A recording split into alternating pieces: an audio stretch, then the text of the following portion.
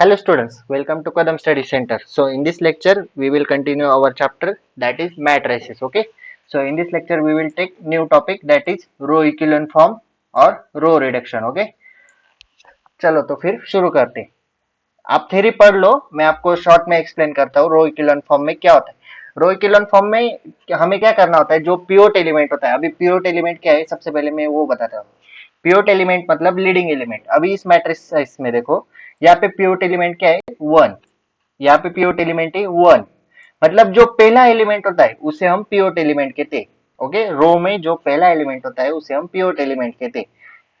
यहाँ पे जीरो है, अभी जीरो के बाद पहला एलिमेंट कौन सा है, वन, तो ये हुआ पिवोट एलिमेंट. तो रो रिडक्शन फॉर्म में या फिर रो इक्विवेलेंट फॉर्म में हमें क्या करना है, पिवोट एलिमेंट होता है उसके नीचे के सारे एलिमेंट्स हमें जीरो करने पड़ते हैं. ओके, उसे हम क्या बोलते हैं, रो रिडक्शन या फिर रो इक्विवेलेंट फॉर्म. ओके, और जो लीडिंग एंट्री होती है मतलब जो पिवोट एलिमेंट होता है उसे हमें वन करना पड़ता है. वन नहीं किया तो भी चलता है, लेकिन वन किया तो आसान हो जाता है सॉल्व करने में, इसलिए हमें लीडिंग एंट्री या फिर पिवोट एलिमेंट को वन करना होता है और उसके नीचे के एलिमेंट सारे के सारे जीरो करने पड़ते हैं. ओके, सो फॉर एग्जाम्पल यहाँ पे देखो, ये क्या है, रो रिडक्शन है क्या, नहीं ऐसा हमें यहाँ पे लिखना है, तो ये है, क्योंकि यहाँ पे देखो लीडिंग एलिमेंट वन है, पिवोट एलिमेंट वन है और उसके नीचे के सारे एलिमेंट जीरो है.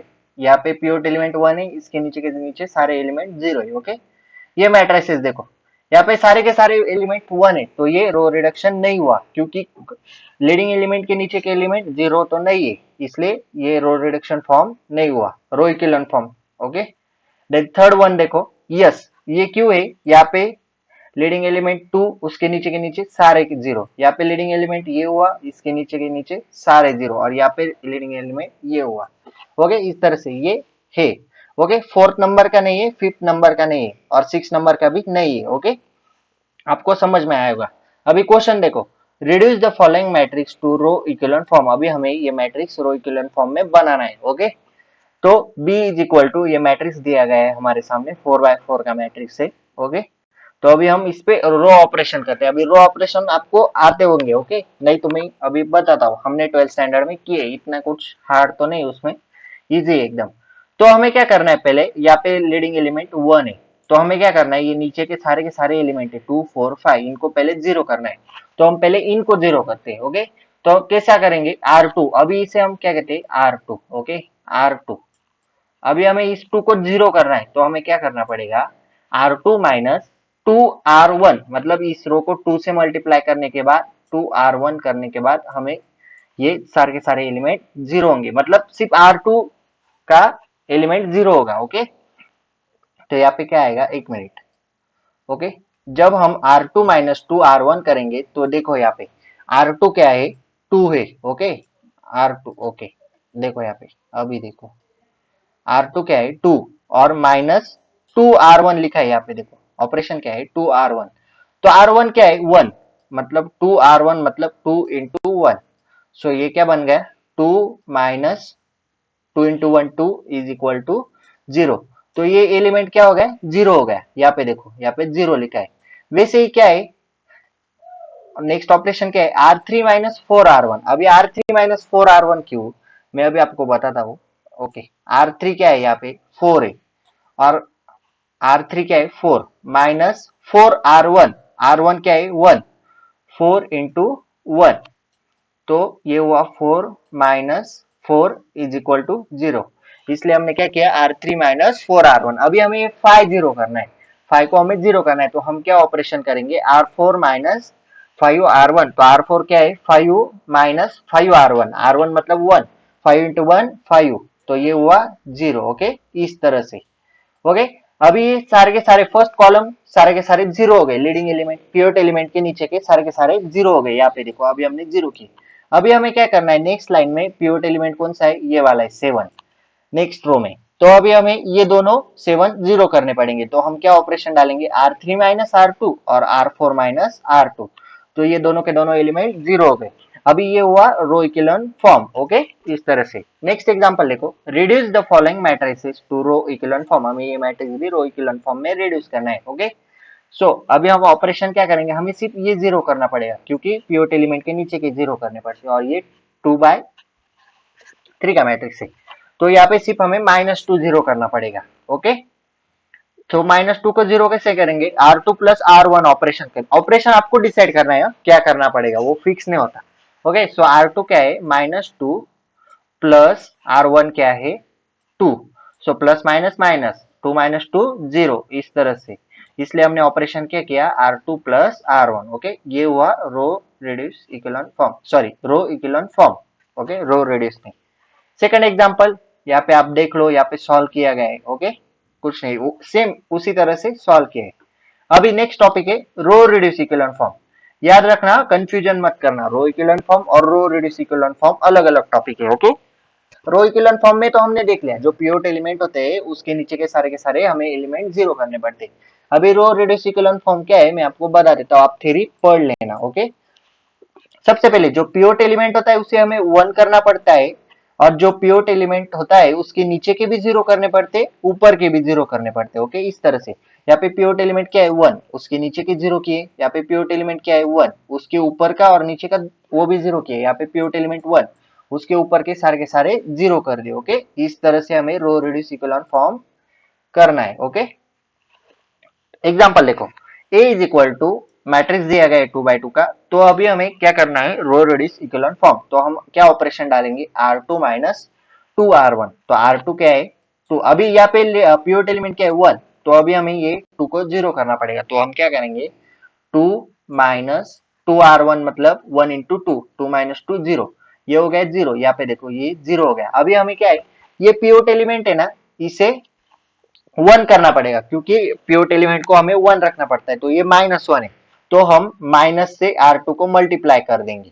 तो ये क्या हुआ, माइनस इंटू माइनस प्लस हो जाएगा। तो ये क्या हुआ, +1। ओके, ये हुआ +1, यहाँ पे माइनस लिखा है, सॉरी, ये हुआ +1। अभी ये एक ऐसा मैट्रिक्स था 1 3 0 1, अभी हमें ये 3 भी जीरो करना पड़ेगा, क्योंकि पिवोट एलिमेंट का ऊपर का एलिमेंट भी जीरो करना पड़ेगा। तो हम ऑपरेशन क्या करेंगे, R1 माइनस 3R2। तो ये हुआ हमारा रो रिड्यूस इक्विवेलेंट फॉर्म का आंसर। ओके, इस तरह से। सेकंड एग्जांपल देखो, ये मैट्रिक्स दिया गया है, इसे हमें रो रिड्यूस इक्विवेलेंट फॉर्म करना है। तो पिवोट एलिमेंट देखो, फर्स्ट लाइन में ये पिवोट एलिमेंट है, इसके नीचे के जीरो कर दें। तो हम R2 माइनस R1 करेंगे और R3 माइनस R1 करेंगे, तो ये दोनों जीरो हो जाएंगे।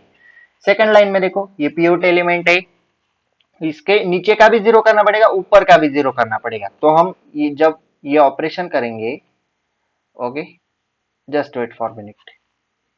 ओके, जब हम ये ऑपरेशन करेंगे तो यहाँ पे ये दोनों के दोनों जीरो हो जाएंगे। ओके, ये हुआ row reduce equivalent form. Okay, next example देखो, थर्ड वाला, ये मैट्रिक्स में हमें रो रिड्यूस इक्विवेलेंट फॉर्म करना है। तो R2 माइनस 4R1 हमने ऑपरेशन लगाया, और R3 प्लस 4R1 ये ऑपरेशन लगाया, क्योंकि हमें +4 और -4 को जीरो करना है। ओके, तो ये ऑपरेशन करने के बाद ये दोनों जीरो हो गए। अभी लीडिंग एलिमेंट कौन सा है, -3, उसे हमें 1 करना है। तो हम -1/3 से मल्टीप्लाई कर देंगे।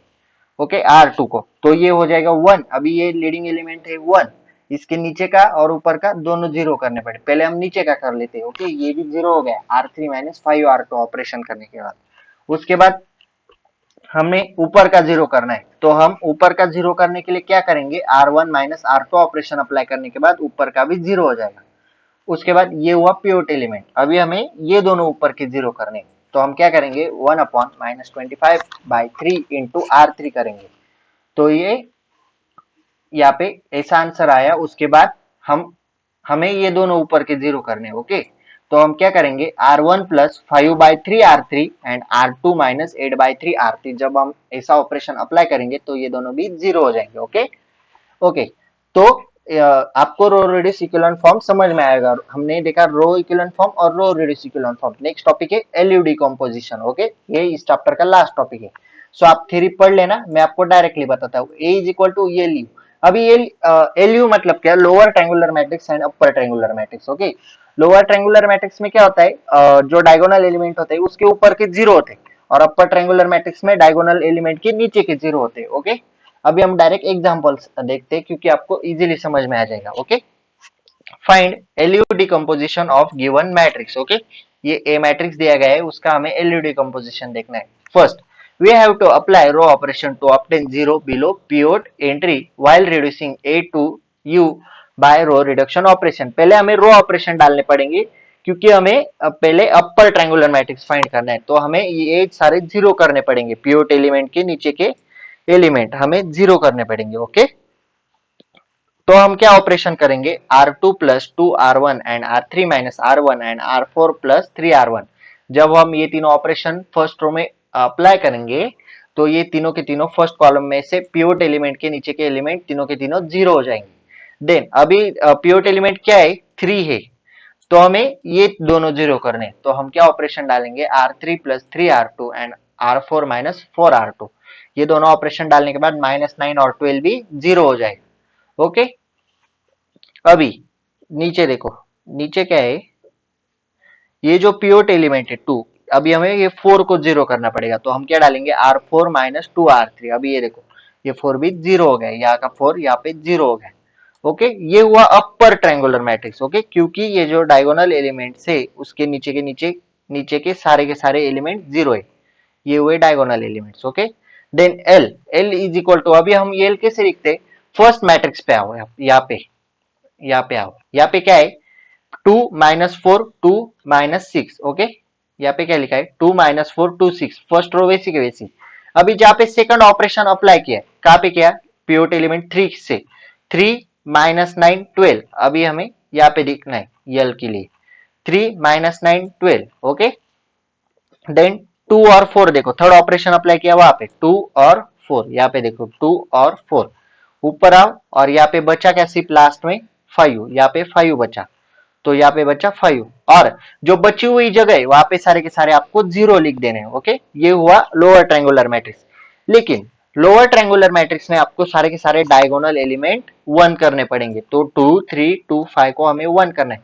तो इजीली 1 कैसे करेंगे, तो हमें क्या करना पड़ेगा, 1/2 को R1 से डिवाइड मल्टीप्लाई कर दो, 1/3 को R2 से मल्टीप्लाई कर दो, 1/2 को R3 से मल्टीप्लाई कर दो, 1/5 को R4 से मल्टीप्लाई कर दो। ओके, वो 1 हो जाएगा। देखो मैं बताता हूँ, 1/2 इंटू R1, R1 क्या है 2, तो ये 2 कैंसिल, बचा क्या 1, ये हो गया 1। देन 1/3 R3, 3 3 कैंसिल 1, वैसे ही ये 2 और 5 भी 1 हो जाएगी। तो ये हुआ एल मैट्रिक्स। ओके, ऐसे एलयू आपको फाइंड करना है, upper triangular matrix and lower triangular matrix, उसी मेथड को हम कहते हैं LU decomposition. Okay, hope that आपको चैप्टर समझ में आया होगा। यहाँ पे ये चैप्टर खत्म हुआ, नेक्स्ट लेक्चर में हम सेकंड चैप्टर start करेंगे, determinant. Okay, so this is sufficient for this chapter. Okay, if you like this video, please like, share and subscribe to our channel. Okay, if you have any doubt, please ask in comment section or DM me on Instagram. Okay, ये notes है ना आपको Google classroom पे मिल जाएंगे। अगर आपने हमारे Google classroom को अभी तक ज्वाइन नहीं किया तो ज्वाइन कर लो, वहाँ पे सारे सब्जेक्ट के नोट्स वहाँ पे अवेलेबल है। ओके, आप क्या करो, प्ले स्टोर से क्लासरूम ऐप डाउनलोड करो, वहां पे आपको कोड डालना होगा, क्लासरूम कोड, जो कि मैंने डिस्क्रिप्शन में दिया है। मैं यहाँ पे भी बता देता हूँ, कोड क्या है,